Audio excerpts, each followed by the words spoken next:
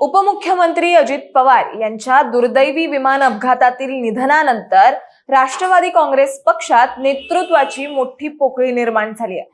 या घटनेनंतर अवघ्या 24 तासात एकीकडे दादांचं अस्थि विसर्जन सुरू असताना दुसरीकडे पक्षातील महत्त्वाचे नेते मंडळींनी मुख्यमंत्री फडणवीस यांची भेट घेतली असल्याचं समजतंय। राष्ट्रवादी काँग्रेसमध्ये निर्माण झालेल्या नेतृत्वाच्या पोकळीमुळे सत्ता केंद्र कोणाकडे जाणार, कोणती महत्त्वाची खाती कोणाला मिळणार यावरून राजकीय हालचालींना आता वेग आलाय। विशेष म्हणजे अजित पवारांकडे असलेली प्रभावी पद आणि महत्त्वाची खाती पुढे कोण सांभाळणार यावर चर्चा सुरू असतानाच आणखीन एक धक्कादायक घडामोड समोर आली आहे। ती म्हणजे काही काळापासून राजकीय पडद्याआड गेलेले माजी मंत्री धनंजय मुंडे पुन्हा एकदा मंत्रिमंडळात परतण्याची शक्यता वर्तवली जाते।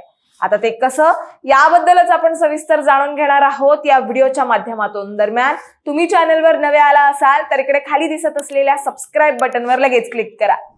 तर काल सुनेत्रा पवार यांनी उपमुख्यमंत्री पदासाठी होकार दिल्यानंतर रात्री उशिरापर्यंत सुरू असलेल्या बंद दाराआड चर्चेनंतर अवघ्या 24 तासात मुंडेंच्या पुनरागमनाच्या चर्चेला आता जोर आला असून त्यामुळे राजकीय वर्तुळात खळबळ उडाली आहे।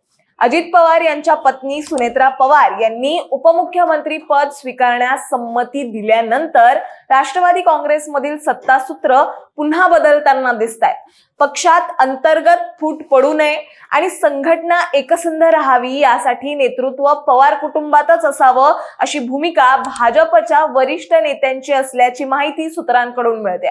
आणि याच पार्श्वभूमीवर राष्ट्रवादीच्या पक्षप्रमुख पदासाठीही सुनेत्रा पवार यांच्या नावाची चर्चा जोर धरते। अत्यंत महत्त्वाची बाब म्हणजे अजित पवारांकडे असलेली अर्थ, क्रीडा आणि राज्य उत्पादन शुल्क ही महत्त्वाची खाती कोणाकडे सोपवायची यावर सध्या राजकीय पातळीवर मोठी रस्सीखेच सुरू आहे। विशेषतः अर्थ खातं राष्ट्रवादी काँग्रेसकडेच राहावं यासाठी पक्षाकडून प्रयत्न सुरू असल्याचं समजतंय। आणि याच पार्श्वभूमीवर राष्ट्रवादीचे ज्येष्ठ नेते प्रफुल्ल पटेल आणि सुनील तटकरे यांच्यात झालेल्या बंद दाराआड चर्चेने राजकीय चर्चांना अधिक उधाण आलंय।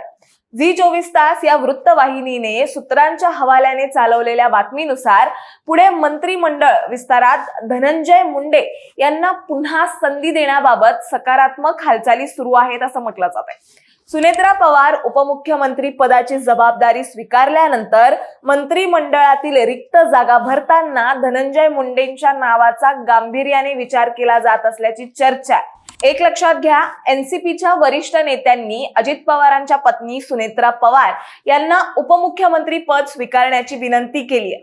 सुनेत्रा पवार राज्यसभेच्या खासदार आहेत आणि पक्षाध्यक्ष पदही त्यांच्याकडे येऊ शकतं। जर सुनेत्रा पवार उपमुख्यमंत्री झाल्या तर त्यांच्या राज्यसभा जागेवर त्यांचा मुलगा पार्थ पवार यांची वर्णी लागणार आहे। त्यामुळे राष्ट्रवादी काँग्रेसमध्ये पवार कुटुंबाभोवती पुन्हा एकदा सत्ता केंद्र तयार होत असल्याचं चित्र स्पष्ट होत आहे। दरम्यान पुढे मंत्रिमंडळ विस्तारात धनंजय मुंडे यांना पुन्हा संधी देण्याबाबत सकारात्मक हालचाली सुरू असल्याचं म्हटलं जात आहे। जसे की आपल्याला माहिती आहे, संतोष देशमुख हत्या प्रकरणात धनंजय मुंडेंचे निकटवर्तीय वाल्मिक कराड यांना अटक झाल्यानंतर विरोधकांकडून मुंडेंच्या राजीनाम्याची जोरदार मागणी झाली होती।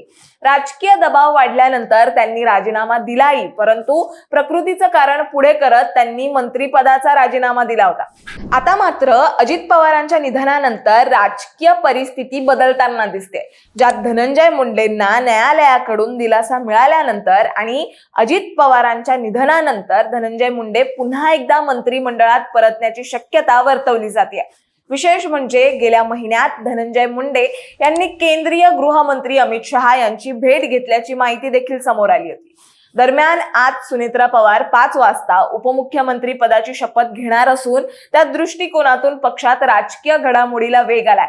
त्यामुळे पुढे मंत्रिमंडळ विस्तारात काय मोठे बदल होणार आणि धनंजय मुंडेंचा मंत्रिमंडळात पुन्हा कमबॅक होणार का हेही बघणं तितकंच महत्त्वाचं ठरणार आहे। तुम्हाला याबद्दल काय वाटतं हे आम्हाला कॉमेंट्समध्ये नक्की सांगा आणि अशाच माहितीपूर्वक व्हिडिओ बघण्यासाठी लगेचच सबस्क्राइब करा प्राईम टाइम महाराष्ट्रला।